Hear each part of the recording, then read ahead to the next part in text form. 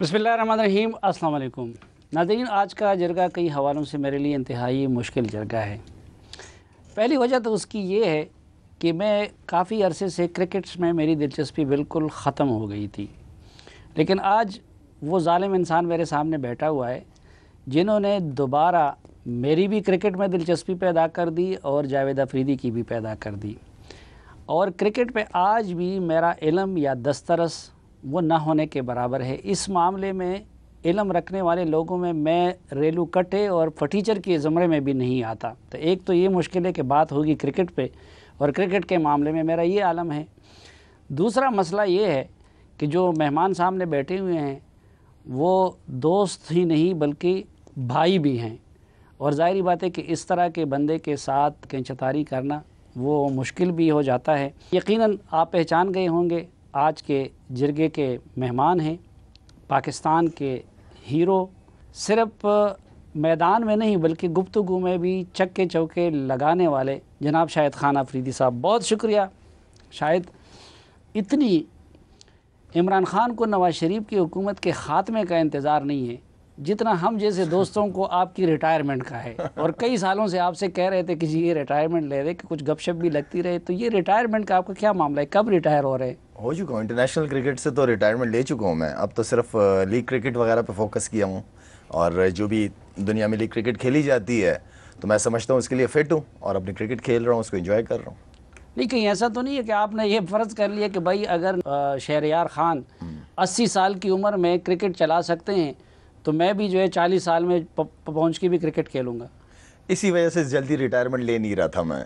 हाँ, लेकिन अब रिटायरमेंट की बात पक्की है। अल्हम्दुलिल्लाह अल्हम्दुलिल्लाह, बहुत इज़्ज़त मिली, बहुत प्यार मिला लोगों से, क्रिकेट को बहुत एंजॉय किया। जो हो सकता था मेरी अपनी परफॉर्मेंस, इंडिविजुअल परफॉर्मेंस से, उससे मैंने टीम को लेट डाउन भी किया, कभी कभी मैचेस भी जीतवाए। तो अल्लाह ने मुझे इस मुल्क से इस जो इज़्ज़त, जो प्यार मुझे मिला, उसका मैंने तसव्वुर भी नहीं किया था। नहीं तो पहले तो हमारी बात नहीं मानी, तो अब क्या हाथों में ताकत नहीं रही या कि बच्चे बड़े हो गए, उम्र का एहसास है? रिटायरमेंट पे आप क्यों मजबूर हो गए?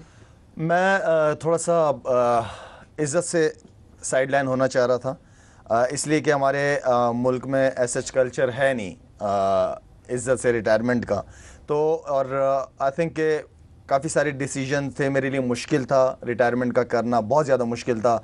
इसलिए कि घर वाले कह रहे थे कि टेस्ट मैचेस भी आपने अपनी मर्ज़ी से किया, वनडे भी अपनी मर्ज़ी से किया, ये 2020 तो तुम खेल सकते हो, ये क्यों किया? तो मैं बहुत ज़्यादा कंफ्यूज था कि मैं क्या डिसीजन लूँ।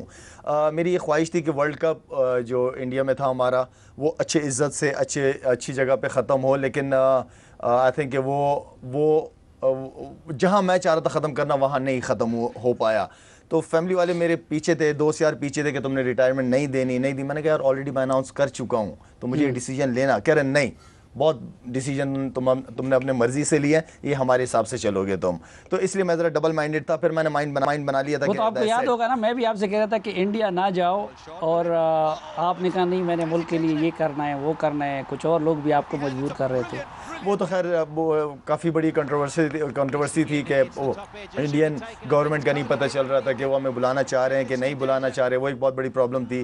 टीम लेट गई थी हमारी, टीम से ऐसे कुछ एक्सपेक्टेशन थी भी नहीं मुझे, इसलिए कि जो वर्ल्ड कप से पहले की परफॉर्मेंसेस टीम की लड़कों की चल रही थी, काफ़ी चेंजेस हमने काफ़ी ट्राई की कि ये लड़का ओपनर आ जाए, ये आ जाए, सब कुछ करके देखा, लेकिन वो टैलेंट सामने नहीं आया। वो प्लेयर्स जो इंटरनेशनल क्रिकेट की डिमांड है उस पे उतरने वाले प्लेयर्स सामने नहीं आए। इज़्ज़त से, रिटायरमेंट से आपकी क्या मुराद है? क्या इज़्ज़त है जो आप जैसे लोगों को नहीं मिली है? मैं तो उस रोज़ PSL के फाइनल में भी देख रहा था लाहौर में कि सब लोग बूम बूम कर रहे थे और उस पर झूम रहे थे। तो इतनी मोहब्बत, इतनी शोहरत, और इज़्ज़त से क्या मुराद है आप लोग? देखिए, इज़्ज़त जो है वो, मैं क्रिकेट बोर्ड में नहीं बैठता, मैं आवाम में घूमता फिरता हूँ।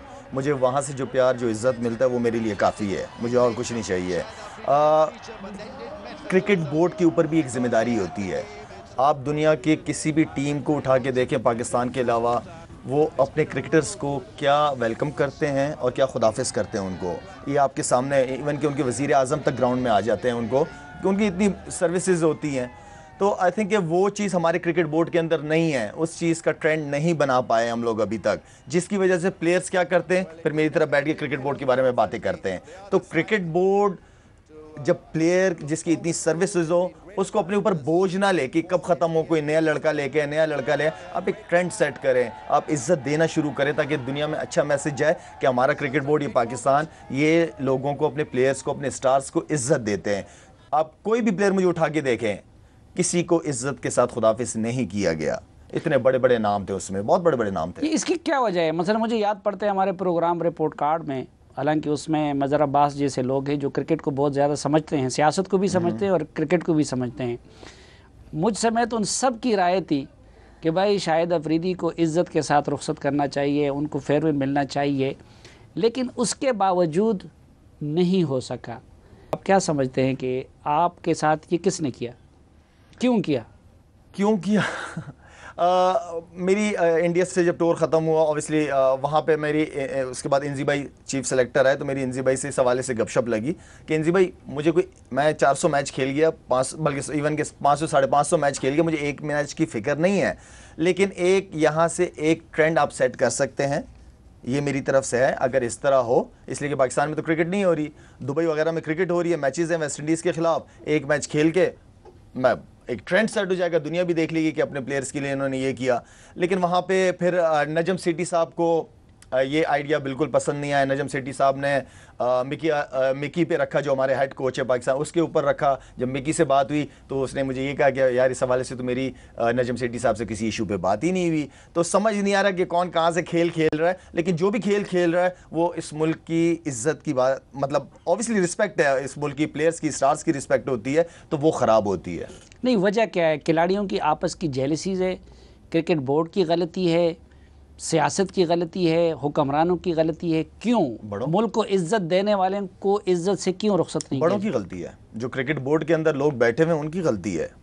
उनके छोटे छोटे प्लान्स होते हैं, वो लॉन्ग टर्म नहीं सोचते, वो कल और परसों का सोचते हैं, आगे का नहीं सोचते। प्रॉब्लम ये है हमारे बोर्ड के जो लोग आते हैं, जो आता है अपना आइन लेके आता है, जो आता है अपना सिस्टम लेके आता है, अपने मर्जी के लोग लेके आते हैं, जो उनको वोट दे के उनको चेयरमैन बनाया जाए या उनको चीफ एग्जीक्यूटिव वाली कुर्सी दी जाए, तो सारे अपने लोग आते हैं, उनके अपने लोगों को पसंद किया जाता है।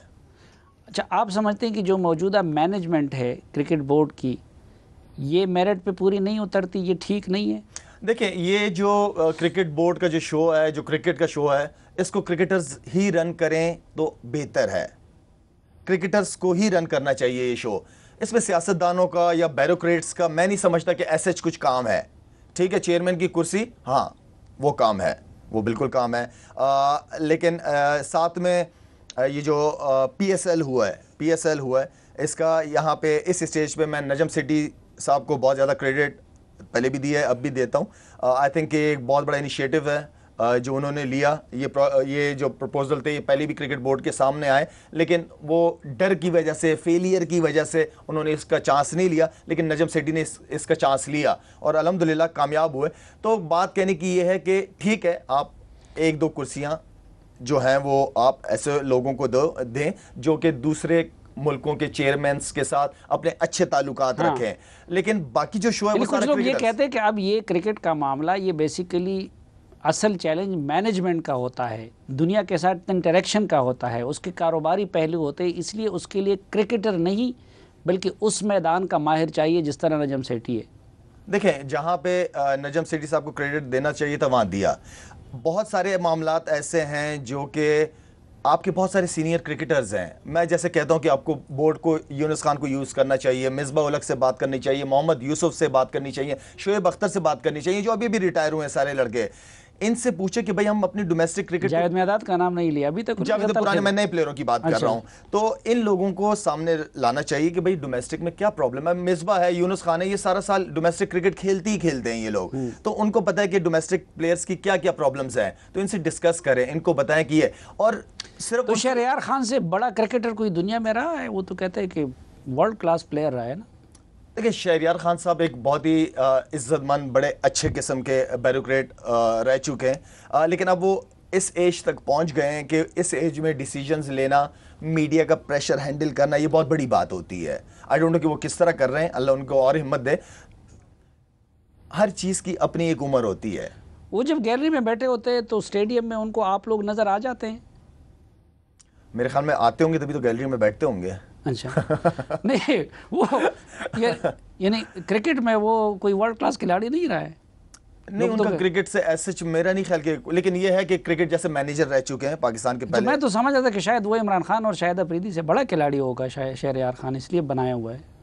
नहीं वो तो खैर आई थिंक उन्हें जो उनकी रेपो थी इंडिया के अंदर एज एम्बेसडर रह चुके हैं, उनका काफ़ी एक अच्छे ताल्लुकात रहे इंडिया के साथ, तो इस वजह से भी वो बोर्ड के अंदर आए थे कि पाकिस्तान इंडिया के ताल्लुकात क्रिकेट के ज़रिए बेहतर से बेहतर हो। आई थिंक जिस तरह मैंने कहा कि हर चीज़ की एक उम्र होती है, हर चीज़ का एक टाइम होता है, तो आई थिंक ऐसे लोग होने चाहिए जो मीडिया के प्रेशर में आके या लोगों के प्रेशर में आके जो अच्छा काम करने जा रहे हैं वो उससे बैकफुट पे ना हो जाए, वो काम करें। क्रिकेट बोर्ड में कशिश क्या है कि लोग इसके लिए बड़ी कोशिशें भी करते हैं? जरदारी साहब की हुकूमत आए तो उसका करीबी आदमी, नवाज शरीफ साहब की आए तो उसका करीबी आदमी, इसमें क्या है? पैसा है, इख्तियार है, क्या चीज़ है? मेरे ख्याल में वज़ीर आज़म के बाद सबसे बड़ी कुर्सी यही है। अच्छा, चेयरमैन पीसीबी, मेरे ख्याल में, आप बेहतर जानते होंगे, लेकिन आई थिंक नहीं रियली मुझे ज़्यादा इल्म नहीं है। Travelling, social life, I think सब कुछ है इसमें, लेकिन जो इस कुर्सी को अच्छी तरह यूज़ करे, सिर्फ मकसद पाकिस्तान हो, पाकिस्तान की क्रिकेट हो और पाकिस्तान के क्रिकेटर्स की हो और नए टैलेंट की बात हो, अगर उस लिहाज से इस्तेमाल की जाए तो इस कुर्सी को तो बहुत ज़्यादा फ़ायदा होगा। अच्छा, ये हमारी कुर्सी की एक मजबूरी है और वो है वक्फा लेने का, तो एक मुख्तसर सी ब्रेक लेते हैं और फिर वापस आते हैं।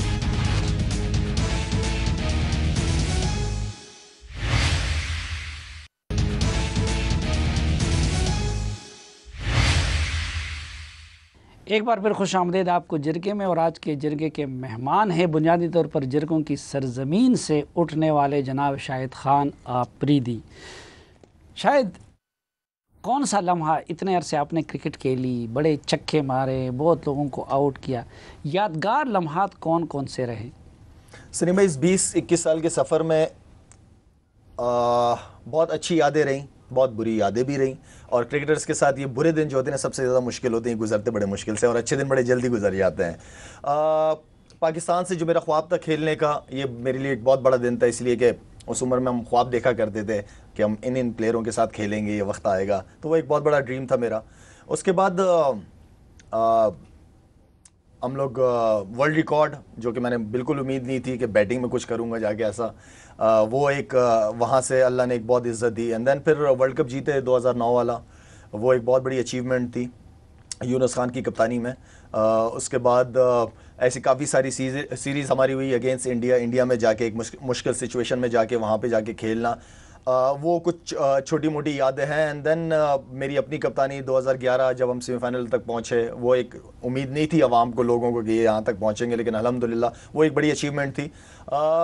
आई थिंक पाकिस्तान के लिए इतना अरसा खेलना, आई थिंक ये मेरे लिए इतना नहीं सोचा था मैंने कि इतनी सारी चीज़ें सामने। किस टीम के खिलाफ खेलते हुए ज़्यादा एंजॉय किया? मुझे दो टीमें हमेशा, लेकिन उनकी ग्राउंड में, specially Australia in Australia and then India में जाके, इसलिए कि दोनों बहुत टफ अपोजिशन है और दोनों की जो कंडीशन है डिफरेंट है, प्रेशर बहुत ज़्यादा है, एक्सपेक्टेशन उनके खिलाफ खेलते हुए बहुत ज़्यादा होती है लोगों की, तो इन दोनों को बहुत एंजॉय किया। आपने क्या महसूस किया कि आपका प्रेशर किस टीम पे ज़्यादा होता है, इंडिया पे या किसी और पे? हाँ, ये तो उस टीम से ही पूछना पड़ेगा, लेकिन ये था कि मैं कह सकता हूँ मे बी इंडिया। अच्छा जी, इंडिया के ख़िलाफ़। लेकिन फिर आप इंडियन के दिलों में क्यों बसते हैं? आपने कहा था कि इंडिया में मुझे सबसे ज़्यादा प्यार मिलता है। इंडिया में प्यार बिल्कुल नो डाउट, इसलिए क्रिकेट जो है वो एक रिलीजन की तरह है, वहाँ के स्टार्स की बड़ी कदर है, बड़ी कदर करते हैं वहाँ के लोग अपने स्टार्स की।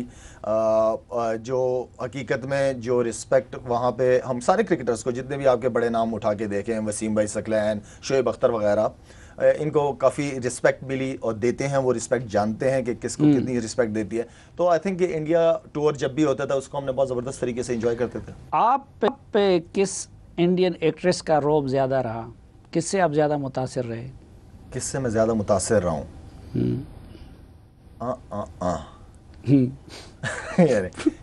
नहीं, इंडियन टीम पे तो आपका दबाव रहता है, ठीक है, वो आपसे प्रेशर में रहते हैं, लेकिन हमने सुना है कि आप बड़ी इंडियन ख़वातीन से प्रेशर में रहते हैं। नहीं, कभी नहीं। अच्छा। मैं जो नाम वाली ख़वातीन होती थी उनसे हमेशा दूर रहने की कोशिश करता था। हाँ, ये मैं वैसे भी दूर रहता हूँ। आप कहाँ ले गए टॉपिक को? नहीं, सिर्फ इतना सीरियस जरगा का प्रोग्राम हो आपका होता है, वहाँ ले नहीं, गए। जरगे में आजकल सब कुछ होता है। अच्छा। तो ये सिर्फ अर्शी खान से मामला चल रहा है या कुछ और एक्ट्रेसेस से भी है? ये अच्छा, इस प्रोग्राम से पहले मेरी जब आपसे बात हो रही थी तो आपने ये जिक्र किया अर्शी खान। हाँ, मुझे किसी ने क्लिप भिजवाई थी, बहुत अरसे पहले क्लिप भिजवाई थी मुझे, तो मैं हैरान भी हुआ, परेशान भी हुआ कि यार न जान ना पहचान और इस तरह सारे कमेंट्स वगैरह और मेरे बारे में वीडियोस वगैरह। तो ये इसी तरह ही है, जितना मुझे पता है मेरे ख्याल में आपको भी उतना ही पता है। नहीं, इस तरह के ताल्लुकात के बारे में अमूमन लोग यही कहते हैं कि न जान न पहचान, और हम जैसे भाइयों से भी छुपाते हैं। नहीं होगा तो बिल्कुल बताऊंगा, बिल्कुल अच्छा। बताऊंगा कोई, लेकिन कोई ऐसी बात नहीं अल्हम्दुलिल्लाह। कोई नहीं है। इसलिए तो शादी जल्दी की है मैंने। नहीं, ये तो कुछ लोग एतमाद दिलाने के लिए भी करते हैं। मैंने शादी की इसी वजह से जल्दी है, कुछ ये इंसान बन जाए, सीधी रास्ते पे चले। अच्छा, तो दूसरी शादी का इरादा तो नहीं है? अब मैं आपके पास इस्लामाबाद आया, आप चाह रहे हैं कि मैं घर जाऊं तो सोचते सोचते जाऊं कि मैंने सलीम भाई को क्या जवाब दिया हुआ था। दूसरी शादी मेरा ख्याल में नहीं, मुझे पता है कि भाभी से आप कितने रौब में हैं और कितने डरते हैं, लेकिन बाज़ औक़ात लोग जो है ना चोरी छुपे भी कर लेते हैं। नहीं, ये तो ख्वाहिश आपकी भी है ना, हर मर्द की ख्वाहिश नहीं होती दूसरी शादी। क्या 4 की तो इजाज़त है, ज़्यादा कुछ लोग कर जाते हैं, कुछ की ख्वाहिश ही रह जाती है, जैसे आपकी ख्वाहिश ही रह गई है। आपकी ख्वाहिश कितनी है?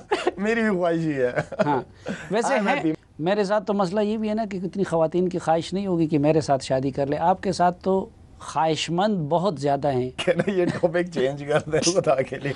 चले, इसको तो चेंज कर लेते हैं। Thank you. आगे अब इरादे क्या हैं? आगे इरादे एक तो अपनी क्रिकेट को कंटिन्यू करूँगा, 1.5 साल 2 साल जब तक फिट हूँ अल्हम्दुलिल्लाह इसको कंटिन्यू करूँगा। मेन जो चीज़ मेरे सामने है, इसलिए कि इस मुल्क ने, इस अवाम ने मुझे बहुत कुछ दिया है। तकरीबन 9-10 साल हो गए मुझे डिफरेंट NGOs के साथ काम करते हुए, और चाहे वो ज़लज़ला हो, सैलाब हो, तो उन लोगों को मैंने बहुत ज़्यादा करीब से देखा है, बहुत ज़्यादा करीब से देखा है। तो उन लोगों के लिए अपना हिस्सा डालना चाहता हूँ, कुछ ना कुछ करना चाहता हूँ। मैंने जो अपनी फाउंडेशन बनाई हुई है, इसको ये मैं किसी दूसरी NGO के साथ मैंने मुकाबले के लिए नहीं बनाई, ये एक नीयत की है, एक अच्छे काम के लिए। और आप जैसे दोस्त, आप जैसे भाई जिसमें मेरी हेल्प करते हैं और इस काम को मेरे लिए इजी करते हैं, और मैं इस चीज़ में अल्लाह ताला का शुक्र अदा करता हूँ कि अल्लाह ताला मुझसे ये काम ले रहा है। तो इस चीज़ को मेरे लिए कंटिन्यू करना बहुत ज़्यादा ज़रूरी है। एक तो शाहिद अफरीदी फाउंडेशन जी, शाहिद अफरीदी फाउंडेशन, उसको अब मज़ीद तवज्जो देना, मज़ीद बढ़ाना चाहते हैं? जी बिल्कुल, करना चाहता हूँ, कंटिन्यू जितना मैं कर सकता हूँ। अच्छा, उसका तो चलो बहुत मुबारक काम है, लेकिन मैंने देखे आप लोग सिर्फ जो है वो एक साहब ने अस्पताल बना दिए तो आप भी अस्पताल में, तो आप लोग सिर्फ हेल्थ के सेक्टर में, पाकिस्तान में तो हर सेक्टर में बड़ी ज़रूरत है आप जैसे लोगों की। सलीम भाई, जहाँ तक आपने इमरान भाई की बात आप कर रहे हैं, इमरान भाई ने जो काम किया आई थिंक वो बहुत बड़ा काम है, बहुत ही बड़ा काम है। अल्लाह उनको और कामयाब करे इस काम में। जहाँ तक मेरी बात है, मैंने एक छोटे उससे शुरू किया, मैंने इतना शुरू भी नहीं किया था, मैंने 2 कमरों का सोचा था, लेकिन आप जब अच्छी नीयत करते हो तो अल्लाह उसको हॉस्पिटल की शक्ल में माशाल्लाह वो हो गया।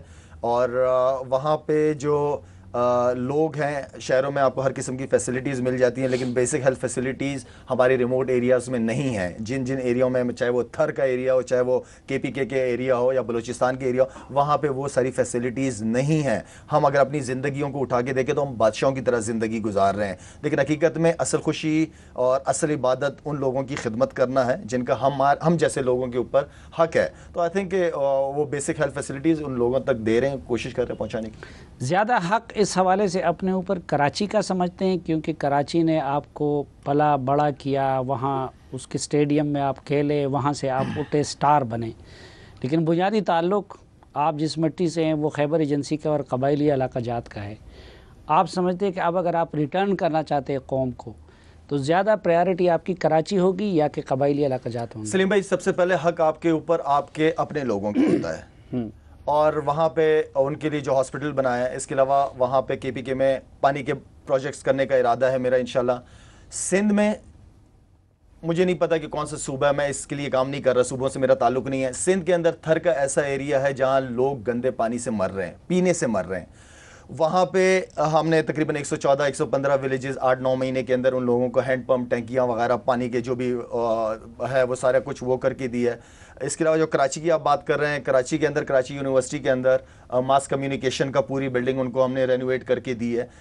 इसके अलावा हमारे कुछ जो आगे के प्लान हैं वो 13 का प्लान है। 13 के अंदर ऐसे लोग हैं जिनके पास ऑब्वियसली ऑपरेशन के बाद वो एरिया क्लियर हो गया, लेकिन लोगों के पास कोई रोज़गार नहीं है। वहाँ पे ड्रग्स के ज़रिए लोग अपना रोज़गार तलाश करने की कोशिश करते हैं। तो उस चीज़ को अभी मेरी कोर कमांडर पेशावर से, बल्कि आपका शुक्रिया, आपने मेरी मुलाकात कराई उनसे, और वहाँ पे उन लोगों के लिए, उनके रोज़गार के लिए इंशाल्लाह एक प्लान प्रोजेक्ट सामने लेके आ रहे हैं, जो कि मैं कोर कमांडर पेशावर का शुक्रिया अदा करना चाहूँगा कि उन्होंने कहा कि मिल के इस काम को करते हैं। और इंशाल्लाह वो एक बहुत बड़ा इशू है, बहुत बड़ा प्रॉब्लम है, और इसको इंशाल्लाह इस तरीके से मैं हल करने की कोशिश करूंगा कि उनके रोज़गार का जो मसला है वो हल हो जाए। अच्छा, मैंने देखा है हमारे मुल्क में ये रिवायत चली है कि क्रिकेट टीम की जीत और कामयाबी को कैश करो ख़ुद अपनी ज़ात के लिए, फिर उसको कैश करो हॉस्पिटल बनाने के लिए, फिर वेलफेयर के काम को कैश करो सियासत के लिए, और फिर उस बिनाद पे लोग वोट मांगते रहे। तो आप भी उस रास्ते पे जा रहे हैं कि ऐसा तो नहीं होगा कि इस क्रिकेट को और इस वेलफेयर के काम को कल आप भी सियासत के लिए कैश करेंगे कि जी मुझे वोट दो, मुझे लीडर मानो क्योंकि मैंने आपके लिए यही किया है? ऐसे मेरी नीयत अल्हम्दुलिल्लाह नहीं है। मैं जब फाउंडेशन का काम शुरू कर रहा था ना सलीम भाई, तो मेरे घर वालों ने मुझे कहा कि ये बहुत बड़ा जिम्मेदारी का काम है, इसको मजाक ना लो, तो मुझे ज़रा सोचने का मौका दो। तो मैं रात को लेटे हुए अपने आप से बातें कर रहा हूँ कि यार है तो बहुत जिम्मेदारी, लोग फंड देते हैं, पैसा देते हैं, उनको सही लोगों तक पहुँचाना बहुत बड़ी रिस्पॉन्सिबिलिटी है। लेकिन मैंने अपने आप को ये देखा कि यार मैं ये काम कर किसके लिए रहा हूँ और क्यों करना चाह रहा हूँ। तो सुबह उठा तो मैंने घर वालों को बता दिया कि नहीं, ये काम मैं करूँगा, मेरी नीयत है अल्लाह के लिए और उन लोगों तक पहुँचना है। मैंने आहिस्ता आहिस्ता करके मैंने उन लोगों तक पहुँचना है। तो असल मैंने अपनी नीयत देखी, अल्हम्दुलिल्लाह मैं उसी चीज़ को कंटिन्यू करना चाहता हूँ। सियासत, हाँ कभी कभार जज्बाती फ़ैसले दिलो दिमाग में आ रहे होते हैं कि यार नया सियासत में भी आना चाहिए, इसलिए कि सियासत में रह के आप काम कर सकते हैं। फिर मैं सोचता हूँ कि यार सियासतदान का क्या काम है, क्या जिम्मेदारियाँ हैं, यही लोगों की खिदमत करना है। तो मैं कर तो रहा हूँ फाउंडेशन के थ्रू। ऊपर से मेरे बड़े जो हैं, जो बड़े वो मुझे अभी फ़िलहाल ऐसे कोई मशवरा नहीं देने के फेवर में, वो कहते तुम जो काम कर रहे हो इसी को कंटिन्यू करो। तो आई एम हैप्पी। लेकिन जरासीम तो लगते हैं आपके अंदर हैं सियासत के। मुझ जैसा बंदा मेरा ख्याल में 1-2 दिन पार्टी में चलेगा, दूसरे दिन पार्टी वाले निकाल देंगे। मैं उसी पार्टी के खिलाफ बातें कर रहा हूँ। नहीं, आप तो अभी से सियासी बातें शुरू करने लगे हैं। ये सियासी बातें लग रही हैं आपको? ये पिछले दिन आप इतने प्रोग्राम करते हैं सारे सियासतदानों के, अब मैं आपको सियासी आदमी लग रहा हूँ, ये बताएं आप? नहीं, आप सियासत में टांग अड़ाते हैं। पिछले दिन आपने एक सियासी बयान दिया था हमारे वज़ीर आला परवेज़ खटक के बारे में। परवेज़ खटक साहब के बारे में? हाँ, उसको आई थिंक अब एक क्रिकेटर को क्या पड़ी है कि वो कहे कि जी पख्तूनख्वा की हुकूमत को ये करना चाहिए, वो करना चाहिए। मुझे सलीम भाई एक बात बताएं, आप अगर आप अच्छा काम कर रहे हैं तो मुझे नहीं कहना चाहिए कि आप अच्छा काम कर रहे हो, ताकि आप मोटिवेट हो और वो उस तरह के काम करो। अगर शहबाज शरीफ साहब अच्छे काम कर रहे हैं तो बोलना चाहिए ना उनको। इवन कि हर बंदा जो लीडर है उनको भी बोलना चाहिए कि नहीं आप अच्छा काम कर रहे हो। तो इसमें तो कोई ऐसी बात नहीं है। तो मैंने तो मेरे ख्याल में हमेशा पॉजिटिव बात की है। और जहाँ तक इमरान भाई का ताल्लुक है, इमरान भाई के हर अच्छे काम में मैं सबसे आगे आगे रहा हूँ। आई थिंक इमरान भाई से ताल्लुक मेरा बहुत पुराना है और मैं उनकी बहुत इज़्ज़त, बहुत एहतराम। उन्होंने वो अगर गैर सियासी बात थी और अच्छी बात थी तो फिर आपने उसको किसी एक लिहाज से वापस क्यों लिया? मैंने तो उनकी जो वजाहतें कर दी फिर आपकी परवेज़ खटक की। मैंने जियो पे आपका बीपर अरेंज करवाया। मैंने क्या कहा था उसमें? क्या कहा मैंने उसमें? आपने वजाहतें कर दी। नहीं, वजाहत मैंने ऐसे इमरान खान को खुश करने के लिए। नहीं, मैं किसी को खुश, जो मैं कहता हूँ वो कह देता हूँ, ख़त्म। हाँ। बाकी बंदे के ऊपर है कि उसको नेगेटिव लेता है कि पॉजिटिव लेता है। अगर मैंने बात की है कि इमरान भाई हॉस्पिटल्स, पुलिस, एजुकेशन पे बहुत ज़्यादा फोकस किया है, वेरी वेल डन, सब तारीफ़ कर रहे हैं माशाल्लाह। मैं भी कुछ दिनों पहले ही पेशावर से होके आया हूँ, बहुत पॉजिटिव रिस्पॉन्स है। मैं डेवलपमेंट की तरफ भी नहीं, फिर उन्होंने कैमरों के सामने आपको क्यों वो किया पेशावर का वो फंक्शन कि देखिए शाहिद अफरीदी, ये परवेज़ खटक जो है सब लोग कहते हैं कि नंबर 1 है।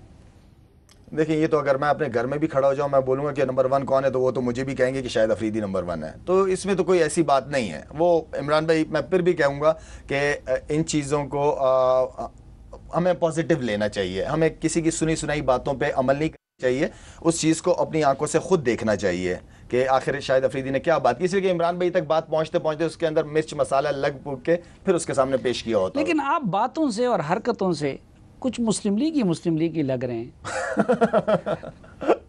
हाँ, रियली। खुदा, मैं क्या बताऊँ आपको। नहीं, आप मुझे ये बताएं, आप चले आप खुद बता दें, मैं आपसे सवाल करता हूँ ना शहबाज शरीफ साहब ने काम किया पाकिस्तान पंजाब नहीं, में। वो आजकल हमारे सियासतदान एंकर बनते जा रहे हैं। अगर किसी वक्त खुदा न खास्ता आप भी एंकर बन गए तो फिर मुझसे सवाल करो। आज मेरी बारी है तो आप मैं तो पूछते रहते हैं ना सारों से, मैं आपसे पूछता हूँ नहीं आप ये शहबाज शरीफ का जिक्र मैंने आपके मुंह से कई मरतबा सुना है। वो काम कर रहे हैं, वो अच्छा काम कर रहे हैं। अब जैसे जमात इस्लामी वाले हैं, सिराजुल हक सिराजुल हक साहब एक बहुत ज़बरदस्त पर्सनैलिटी है, बहुत अच्छा लगा मुझे उनसे मिलके। उनका एक प्रोजेक्ट है आगोश के नाम से, जो यतीम बच्चों का ख्याल करते हैं। मुझे उनका वो प्रोजेक्ट पसंद आया तो मैंने लिया हाथ में कि मैं ये आपके साथ मिलके करना चाहता हूँ। तो कोई भी पार्टी कोई भी अच्छा काम करेगी तो मैं तो साथ हूँ। लेकिन शहबाज शरीफ ने तो रंजीत सिंह से ज़्यादा हुक्मरानी कर ली पंजाब में। परवेज़ खटक बेचारे चंद साल के लिए आए चले जाएंगे, अकरम दुरानी चंद साल के लिए आए चले गए, हैदर होती चंद साल के लिए आए चले गए। तो वो तो रंजीत सिंह से ज़्यादा हुक्मरान रहे पंजाब में। आज भी आप देखें थाना कल्चर तो इसको इस तरह भी ले सकते हैं कि उन्होंने डिलीवर किया है तो वो दोबारा रहे ना, उन्होंने डिलीवर किया होगा ना, इसलिए लोग पसंद करके उन्हें दोबारा ले आते होंगे। मुस्लिम लीग में जाना क्या इरादा तो नहीं है? नहीं, मेरा कोई, मैं दोबारा कह रहा हूँ, मेरा कोई किसी उससे कि मैं इस पार्टी का हो या इस पार्टी का नहीं। जो अच्छा काम करे मैं उसके साथ खड़ा हूँ। चले, जो अच्छा काम करे तो हम उसके, आप भी अगर अच्छा काम करें तो हम आपके साथ खड़े हैं। लेकिन एक मुख्तसर सी ब्रेक ले, वापस आएंगे तो शायद अफरीदी से मज़ीद भी बहुत सारी बातें करनी है।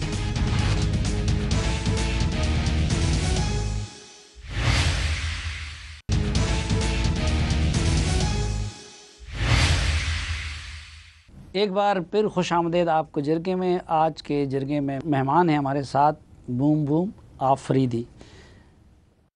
ये एक तरफ तो ठीक है, आप चक्के चौकों के लिए मशहूर हो गए और यकीनन आपको अल्लाह का शुक्र अदा करना चाहिए कि जितना प्यार आपको पाकिस्तानी लोगों ने दिया, बच्चों से लेके बूढ़ों तक, उसकी कोई इंतहा नहीं है।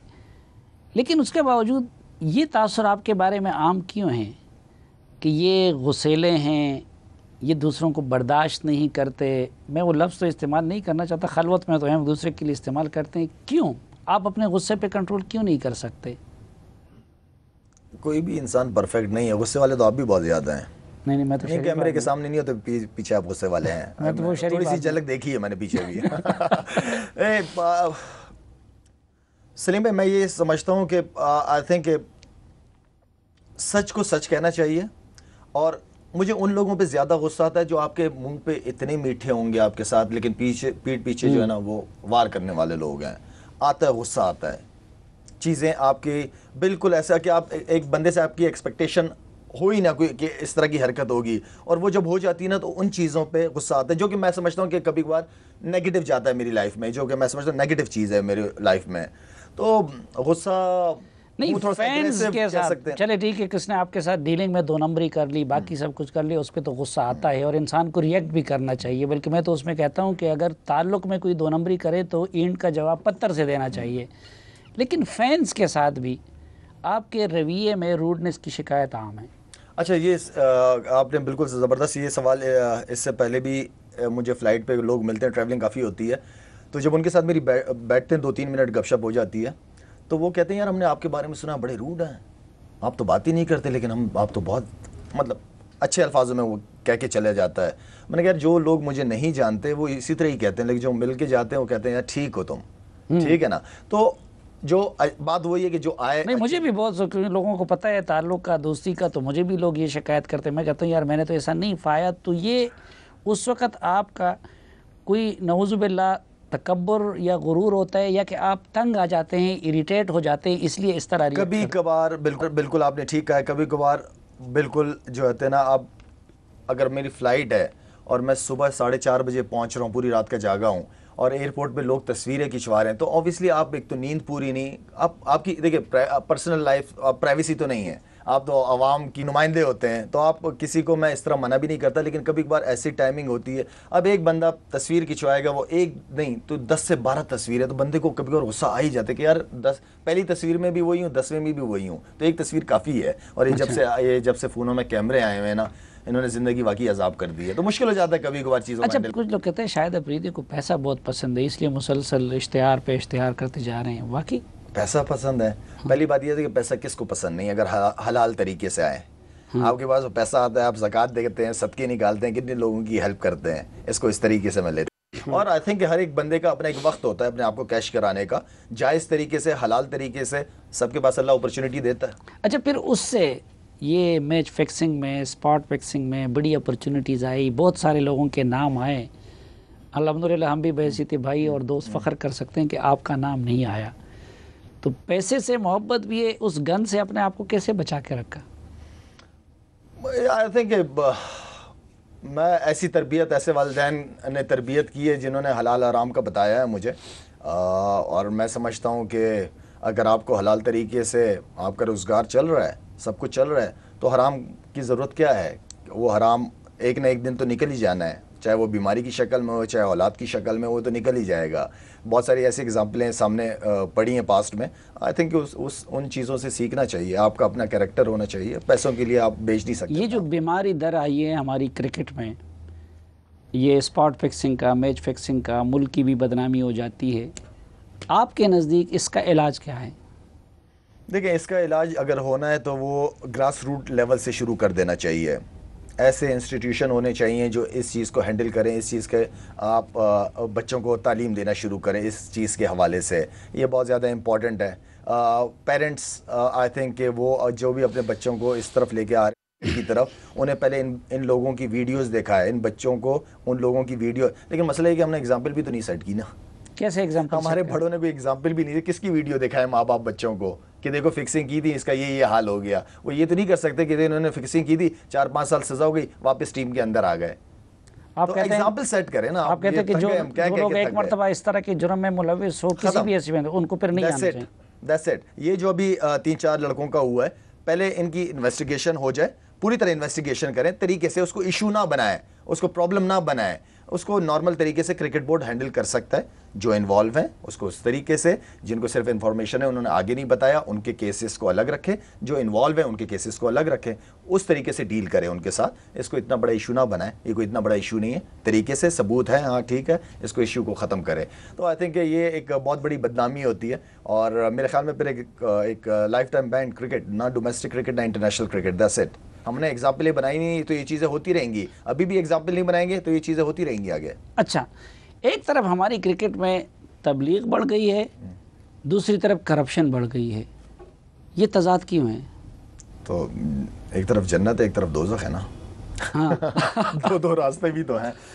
देखें, तबलीग आई थिंक इस वक्त मेरे ख्याल में अल्लाह ख्वाहिश है कभी वक्त लगाए तबलीग वालों के साथ। सोहबत का असर भी तो होना चाहिए। सोहबत का बिल्कुल असर होना चाहिए, इसलिए कि हम बातें कुछ और करते हैं, अमाल हमारे कुछ और होते हैं। ये भी बड़ी प्रॉब्लम है। बातें तो बड़ी अच्छी चीज़ करते हैं हम लोग, अमाल का होना बहुत ज़्यादा ज़रूरी है। और जब अमाल होते हैं तो इंसान जो सुनता है उस पर फ़र्क भी पड़ता है।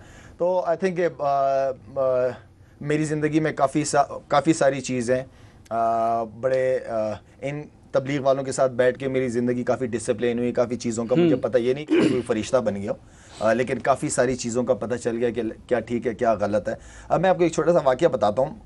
ये 2010-11 की बात है। मेरी बिल्कुल परफॉर्मेंस नहीं, ज़ीरो। पहले तो ये तो 5 मैचों में 1-2 मैचों में कर लेता था, वो भी ज़ीरो। तो बहुत ज़्यादा टेंशन, परेशानी, क्या करूँ, क्रिकेट छोड़ दूँ, ये वो, 1.5-2 साल कंटिन्यू परफॉर्मेंस नहीं। तो मैं तबलीगी साथी थे, बुज़ुर्ग थे हमारे, तो उनके पास मैं गया, तो उनसे मैंने कहा कि ये प्रॉब्लम चल रही है मेरी और बिल्कुल पागल हुआ हूँ, नींदें नहीं आ रही।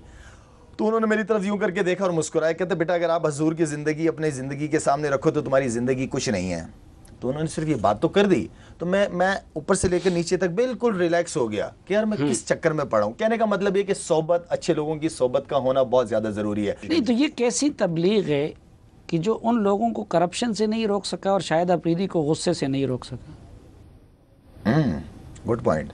अगर मैं गुस्से से रुक गया तो तबलीग वाले मेरे बराबर में नहीं आएंगे। वो तो इसलिए वो तो जब तक मुझे ठीक नहीं करेंगे वो इसी तरह चलते रहेंगे मेरे साथ। हाँ।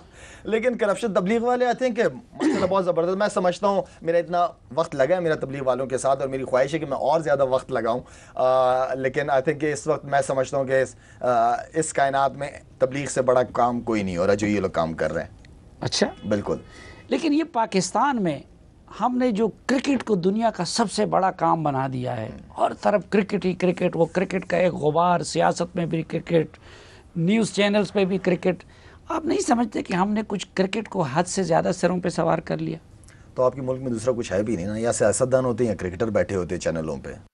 आप तो किसी और को बुलाते भी नहीं ना, कोई ऐसे लोगों को। मेरा मतलब है कि नहीं, तो पैसा क्रिकेट में, शोहरत क्रिकेट में, अयाशी क्रिकेट में, तो जाहिर बात है कि लोग किसी और गेम की तरफ जाएं क्यों? नहीं जाए क्यों, आपने स्कॉश और हॉकी भी तो खत्म कर दी है ना। पहले ये था कि क्रिकेट में हार गए तो स्कॉश वाले जीत गए या हॉकी वाले जीत गए, वो है नहीं, तो क्रिकेट ही रह गई है, या क्रिकेटर है या सियासतदान रह गए। और दोनों एक जैसे तो नहीं हो गए हैं कहीं? अच्छा, एक आखिरी सवाल जिसके साथ आपकी वजह से और जावेद की वजह से कुछ ना कुछ हमारा भी वास्ता रहा, ये अभी रिसेंटली आपने ट्वीट के ज़रिए पेशावर ज़ल्मे को छोड़ने की ये क्या ख़बर लोगों को सुना दी? देखिए सलीम भाई, मेरे ख्याल में काफ़ी आई थिंक बहुत सारी चीज़ें आपको पता है इस हवाले से, बहुत सारी, बल्कि आप उन बड़ों का जो जरगा बैठा है या बैठ रहे हैं उनका आप हिस्सा भी हैं। जावेद की फैमिली मेरी फैमिली थी, है और रहेगी मेरी फैमिली। ये मेरे अपना एक कुछ ऐसी चीज़ है जो मैं मीडिया में पब्लिक में नहीं लाना चाहता चीज़ों को, और मेरे ख्याल में आई थिंक जावेद थोड़ा जो विज़न था उसका वो वक्त के साथ चेंज होते हुए मुझे नज़र आया। तो मैं नहीं चाहता था कि जावेद के जो गोल हैं, जो उसका विज़न है, उसमें मैं कोई रुकावट बन सकूं, और इसलिए मेरे अपनी फाउंडेशन के मेरे अपनी चीज़ें बहुत ज़्यादा हैं, तो मैं पूरी तरह कमिटमेंट उसकी पूरी कर भी नहीं सकता। तो मुझे थोड़ा सा इस तरफ अपनी चीज़ों पे फोकस करना है, और जो मैं समझता हूँ कि बहुत बड़े बड़े काम हैं, कुछ प्रोजेक्ट हैं फाउंडेशन के हवाले से, वो करना है। लेकिन शायद आप कुछ बदबख्त तो बहरा भी नाम ले रहे हैं कि शायद सलीम की वजह से आप दोनों के ताल्लुकात ख़राब हो रहे हैं, तो ये मामलात अपनी जगह पे, लेकिन आपका और उनका या ख़ानदानों का ताल्लुक़ तो उसी तरह, दोस्ती तो बरकरार है ना?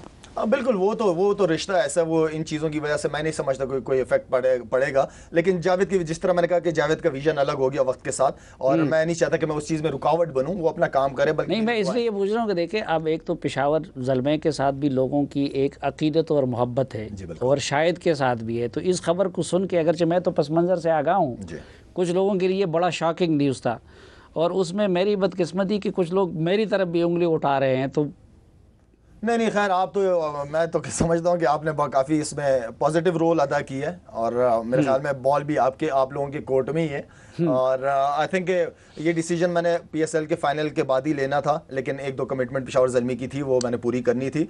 तो आई थिंक उसके बाद मुझे जो सही टाइम नज़र आया, वो मैंने डिसीजन लिया। मैंने KPK के लिए जितनी क्रिकेट, और अच्छी बात यह है कि हम जीत के ये डिसीजन था, मेरा ख्वाब था कि हम जीतें, और लाहौर हेडक्वार्टर के अंदर हमारा PCB, और लोगों ने सिर्फ पसीना बहाया, इस मरतबा तो आपने खून भी बहा दिया। ये रहा, हाथ तो अब ठीक हो गया ना? अब ठीक हो गया अल्हम्दुलिल्लाह। बहुत शुक्रिया शाहिद अफरीदी, हमारी दुआ है कि आप अमली ज़िंदगी में भी इसी तरह कामयाबियाँ और कामरानियाँ समेटते रहें, आप इसी तरह पाकिस्तानियों बल्कि पूरी दुनिया के लोगों के दिलों में इसी तरह बसते रहें, और नाज़रीन, उनकी मौजूदगी में ही मैं ये करता रहूँ कि अल्हम्दुलिल्लाह दोनों ख़ानदानों का ताल्लुक़ शाहिद अफरीदी और जावेद अफरीदी का वो उसी तरह बरकरार है। ये रिश्ते इनके बड़े मुस्तहकम हैं, दोनों की दोस्ती भी, और इनकी मौजूदगी में भी रात को अल्हम्दुलिल्लाह दोनों भाई मेरे घर पे इकट्ठे थे, तो उस पे कोई असर नहीं पड़ेगा। जिस तरह उन्होंने बताया कि उनकी अपनी एक सोच है, जावेद की अपनी एक सोच है मुस्तकबिल के लिए, और इंशाअल्लाह दोनों तरफ से कोई ऐसी ख़बर आपको नहीं मिलेगी कि जिससे आप लोगों को कोई दिल शक नहीं हो। मैं बहुत मशकूर हूँ शायद एक बार फिर आपका। सलीम भाई।